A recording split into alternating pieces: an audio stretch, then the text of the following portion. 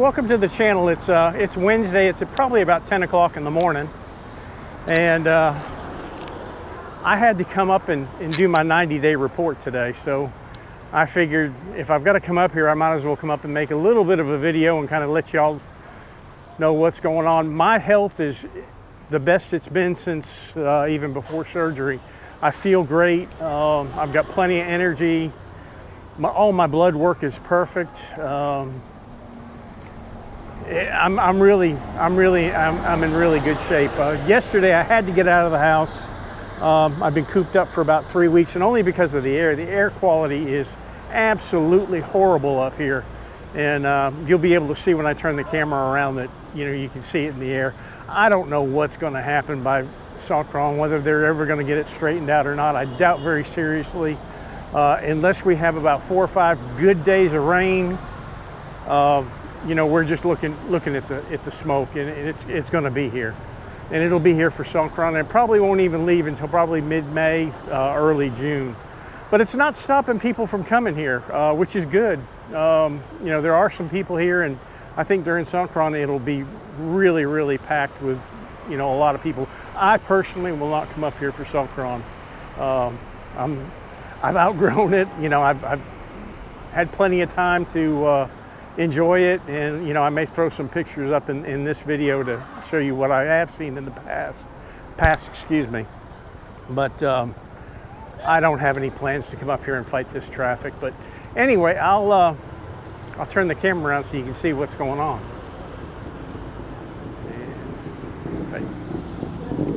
And people over there getting their pictures taken with the pigeons.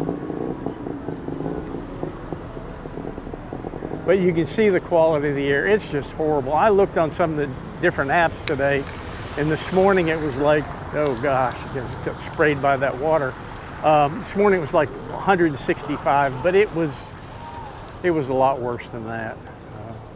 Now it looks like they're draining the moat down, and I don't know what they're going to do. Usually they put some stuff in the water before Songkran, because this is the water that you're getting thrown at you when you come through here. It's coming right out of the moat, and it's not the cleanest water in the world. So you get that stuff in your eyes, and you're just liable to get an infection. And they'll throw it at you, and they, it's usually the foreigners that are the ones that are tossing it, and they don't care what they hit you with. We'll walk around here. And they had big water cannons up here the other day when I drove through, spraying up in the air, but it doesn't do anything to stop the air. And mostly we're seeing a lot of Koreans and a lot of Japanese people.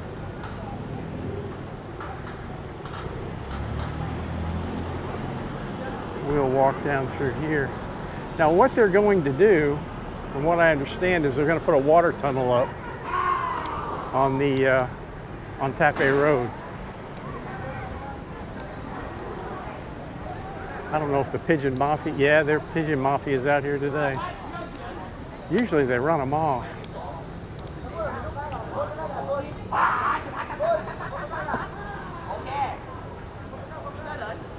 But they make a good living out there taking pictures.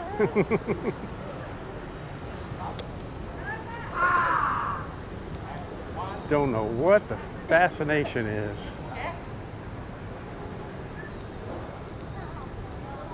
Yeah, that's funny.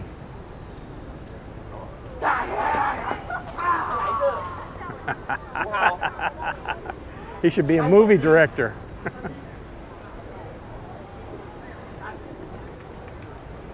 This is funny. That's so funny. They're just eating that stuff up. Over here you can get you a nice fresh pineapple or a coconut ice cream. Hey.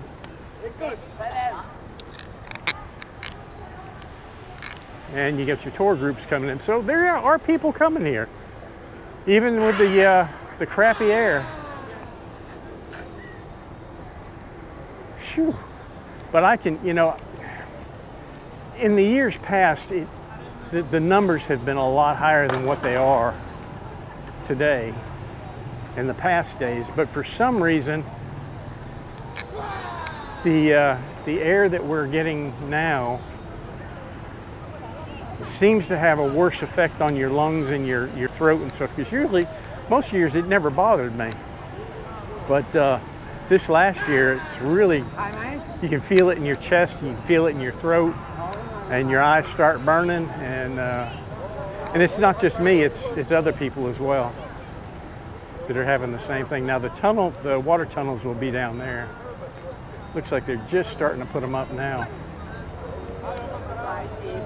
People all got their traditional Thai dress on to get their pictures taken.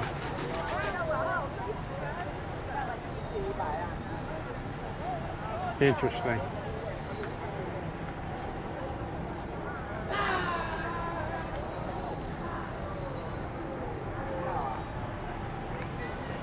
Welcome to Chiang Mai 2024.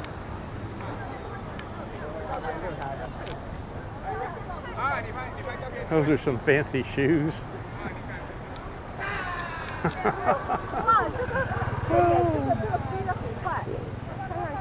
Friendly. Probably Koreans.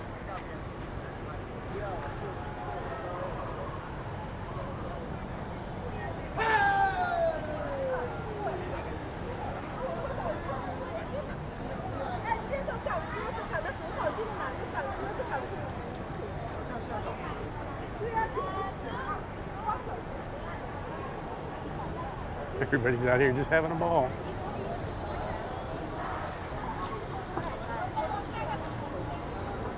But this place will be mobbed, no doubt.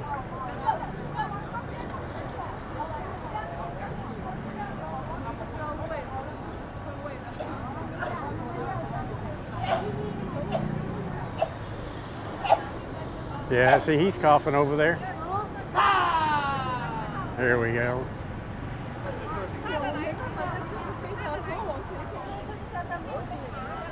Let's walk out this way.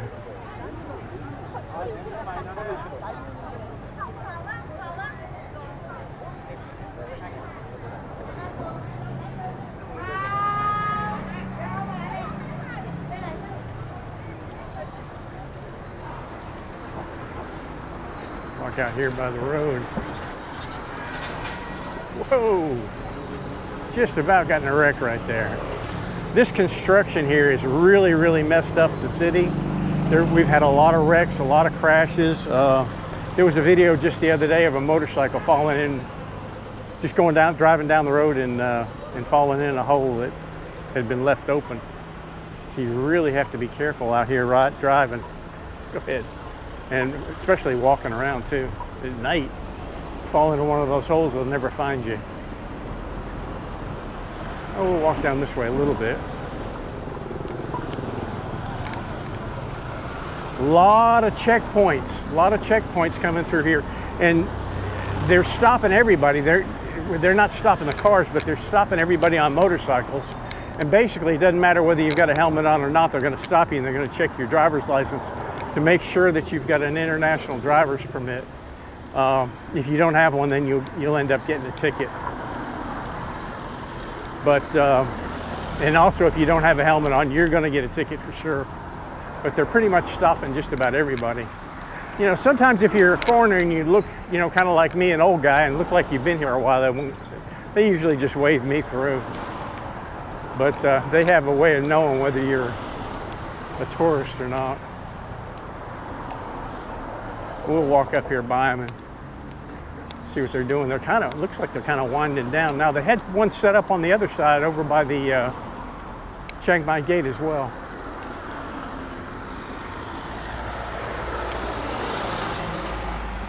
And you know, these guys, they're just out here doing their job. You know, you get a lot of people, you know, running their mouths while they're out here collecting money. Well, they're not. I've never had any problems with them. Never had anybody try to get me to pay them or anything like that. They've always been very professional. And I think that's just a myth that, you may find it somewhere, but I've not seen it here, and I've been here almost 14 years. And it's never happened to me.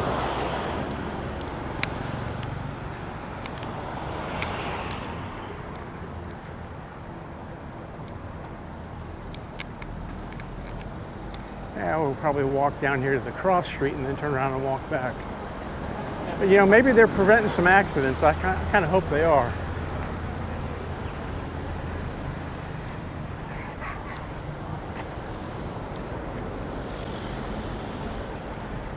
Because really, if you come here, good job. You need to abide by the laws, and that's one of the things that we're having a lot of problems with right now. The quality of tourists that we're getting into Thailand right now almost seems like bottom of the barrel, or those are the ones that are making the news, and it's kind of sad. But you reap what you sow. I suspected when they legalized marijuana here that that was going to happen, and it has. I think that and the war in Ukraine has chased a lot of people here that maybe Thailand really wasn't expecting. But they've got them, and they're trying to deal with them now. I've seen more foreigners getting arrested in the last month than I have in the entire 13, 14 years that I've lived here. It seems like they're really, really cracking down. And not so much up here. It's more towards the south.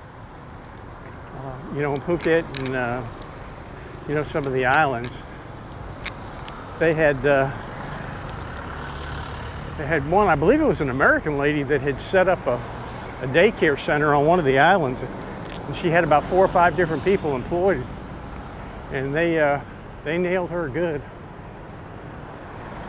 It feels good to get out here and walk around, but in this air, it's really not good for you. I mean, today is about the first day that I've been out walking in it, and I probably won't for a while until we get 2 or 3 good solid days of decent air.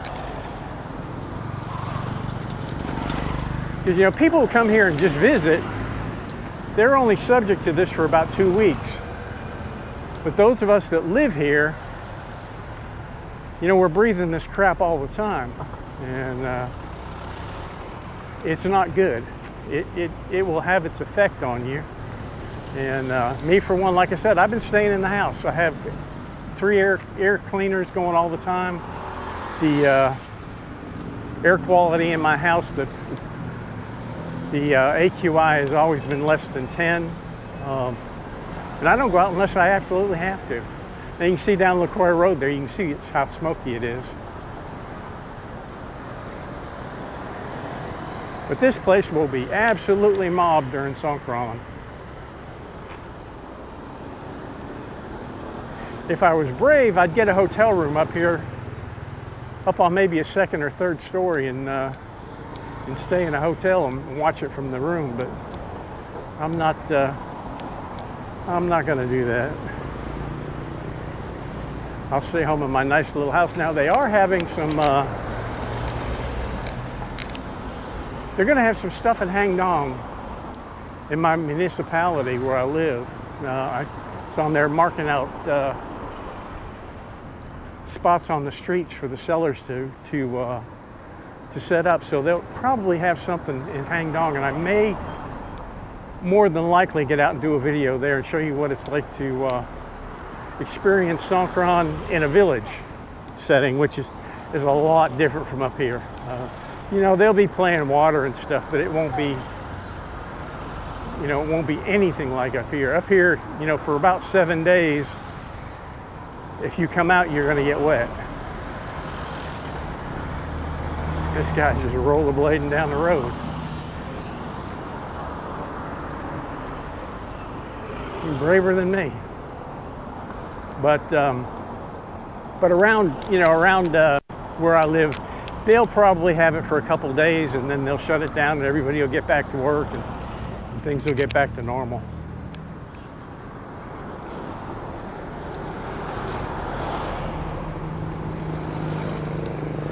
I can tell the difference in the air quality. You know, I can feel it in my throat now. I'll stay out long enough to make this video and go get something to eat, and then head back to the house in my nice air-conditioned room. And I have really got into reading books, and I ordered some this last week, and really interesting. I ordered Geddy Lee's book that he's written, and it's really well written and interesting. We're getting their ride there.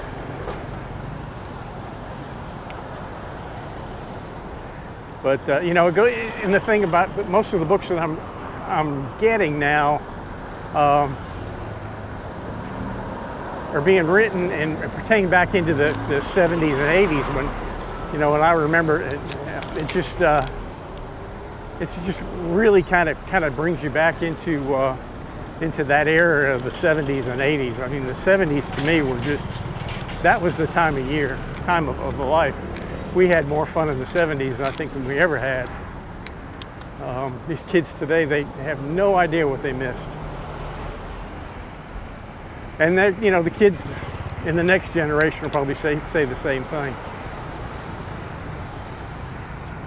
Another book that I picked up was from a police officer wrote, and he was a Fort Lauderdale police officer back in the 70s and 80s. And, you know, that's where I grew up. I grew up in Fort Lauderdale. And in reading his book, you know, I was really kind of put out. The guy was a you know, a firm racist. There's no doubt he used the N-word in the book more than I think I've heard in my whole life. And you know, their mentality of dealing with black people and criminals really kind of shocked me. But, you know, I remember growing up in that time, and you didn't mess with the cops in Fort Lauderdale. I mean, they'd crack your head in a heartbeat. And based on his book, you know, it's pretty much true. And he relays it. You know, to me, being a retired police officer and reading that, it was kind of shocking to me. You know, the book is called, it's written by Cherokee Paul McDonald. I can't remember the name of it, but it's on Amazon. He's written about 2 or 3 books, but he was a Vietnam veteran, came home and joined the police force. And he only lasted 10 years, which doesn't surprise me. Yeah, see, they're getting ready to set these water meters out. Where you, hi guys, where you pay to get your water. And I guarantee it's going to be sucked out of the moat somewhere. Yeah, they have these machines set up, 10 baht, 5 baht. Huh. No, thank you. But they're not hooked up to any lines right now, but they will be shortly. Yeah, if I was going to be here, I'd want to be up in one of these second-story hotel rooms looking down around here, because this is where a lot of the excitement will be, right here at Tha Phea Gate. Now here's a whole van load of them getting out.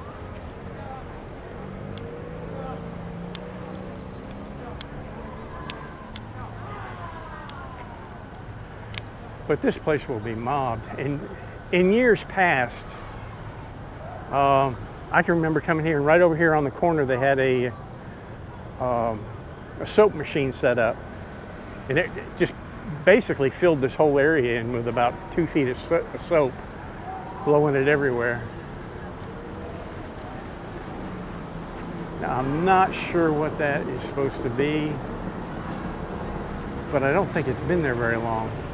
I don't know, I don't remember seeing it before. If y'all been here for a while, if you've seen that before, let me know. It's right out here in front of this little map of the moat. But yeah, it'll be a madhouse. I check the air quality at the Grand Canyon Park a lot, and it's always high. That's probably about 2 or 3 kilometers from where my house is. And that's usually where I get my reading. Yeah, it's starting to fill up.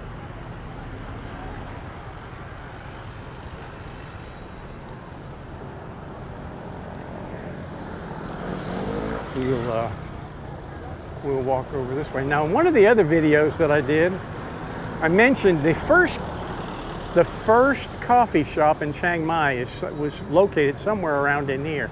It wasn't Starbucks, that's for sure. But according to a guy that's lived here for about 56 years, and he has a channel here, and I'll put a link to his channel up on the left-hand corner of the video where you can go look at his channel. But he says that the first coffee shop was right in this area, and back about 50 some odd years ago. Because in the old days, you know, their cash crop was opium, and the king got them to change from opium to coffee, and that's when coffee shops started popping up everywhere.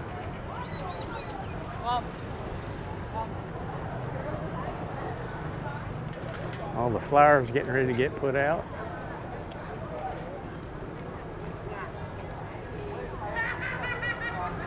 It's amazing, people spend thousands and thousands of dollars to come here on vacation, and I get to live here for peanuts. But I can tell you, from breathing this air, I am starting to get a headache. Swaddy cop. So I'm gonna make it back to the car and get some fresh air.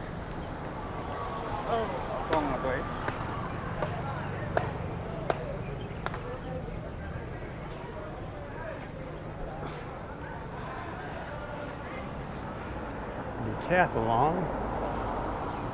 You can buy any kind of sports stuff there that you want. Lefter's Cannabis. Whew. It'll be interesting to see what's going on here. I mean, there'll be enough people up here making videos that you won't miss anything by me not coming up here and making a video.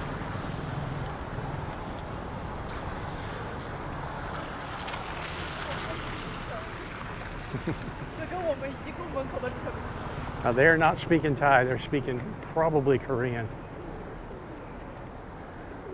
Well, we have just about made it back to the car, and I appreciate everybody that stopped in and looked at the videos. And again, the reason I'm not out here making them is not because of my health. Well, that was perfect timing. The battery just overheated, so I had to switch batteries. But anyway, again, I appreciate everybody coming in and checking out the videos. And as soon as this air gets back to what it's normally supposed to be, you know, in decent breathing weather, I'll get back to consistent videos. I like to do them about every 3 days. And by that time, usually some kind of crap has happened here that I can talk about and tell you a decent story. And I've got some stories, you know,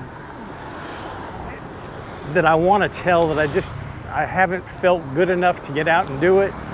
But now I do, so I will. And as soon as the air clears up, we'll get back to making videos, you know, the way I used to make them. But anyway, y'all have a great weekend, and I'll see you on the next one. Bye-bye.